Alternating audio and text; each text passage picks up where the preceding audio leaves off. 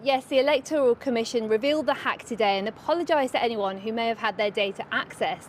Obviously, the breach in and of itself is troubling enough, but perhaps the most shocking part is just how long it lasted for. It was first discovered in October last year, but the breach first began in August the year before. As you mentioned, a whole year, over a year in fact, that the hackers had access to the database. Then it took a further 10 months for the Electoral Commission to reveal the breach to the public.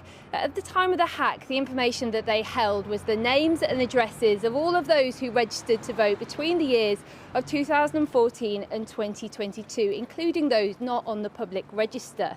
It also included the names of those registered as an overseas voter, but didn't include those who qualify as an anonymous voter, those usually with security or safety concerns. Even the Electoral Commission's own email database was breached within that time.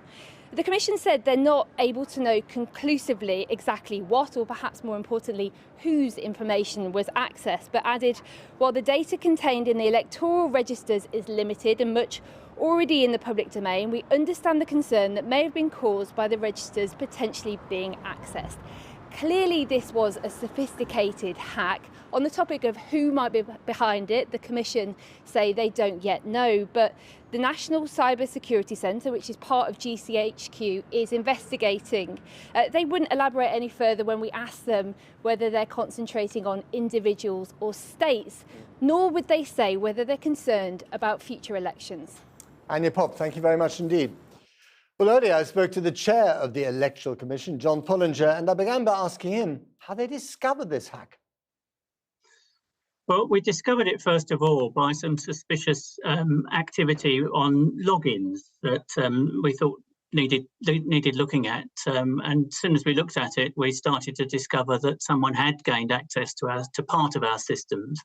And the part of the systems that holds the electoral register that has individuals' names and addresses on, our email systems and some other systems. But why did it take so long?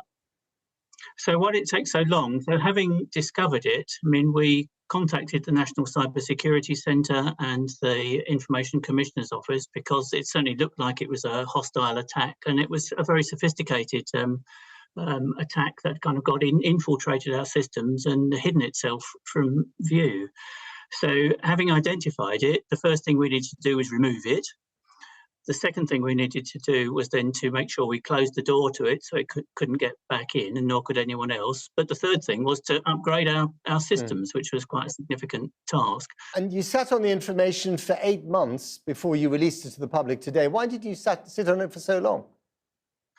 Well, as I say, it wasn't sitting on it. It was trying to make sure that the act of disclosing it wouldn't itself invite further attacks. And obviously, we're very keen to make sure people are made aware of any information of theirs that is out there. But this is the earliest safe point that we've been able to do that. This stuff can be used in a whole variety of ways. And the sooner you know about it, the more you can guard yourself against any possible consequences. We've got no evidence that anything has actually been taken out.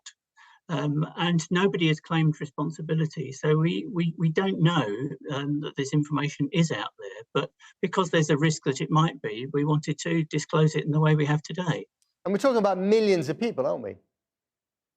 We're talking about millions of people. How many millions? It's about 40 million people are on the electoral register, and the information that we hold there is just the names and addresses of the people that are active on the register. This is relatively low risk. The risk comes if someone can combine it with other data. So but isn't that the point? If you're fishing around for other data and you suddenly have someone's private address from the electoral register, that can be weaponized. It could be, yes. Yes, and that's why we want people to be aware of it. And if they have a concern, then to, well, first of all, raise it with us and we will follow up so we can be clear with people exactly what we're talking about here. I mean, we know about Russian hackers trying to influence elections in the United States and in the UK. Is there any suspicion that they might have been behind this? We don't know who's behind this, but clearly it was someone with the capability to mount the kind of attack that they So it could have been the Russians? Well, I'm not going to speculate on that. We don't know. But what I do know is that our elections have not been compromised. Nobody's data has been deleted. Nobody's data has been altered. John Pullinger, thank you very much indeed. Thank you.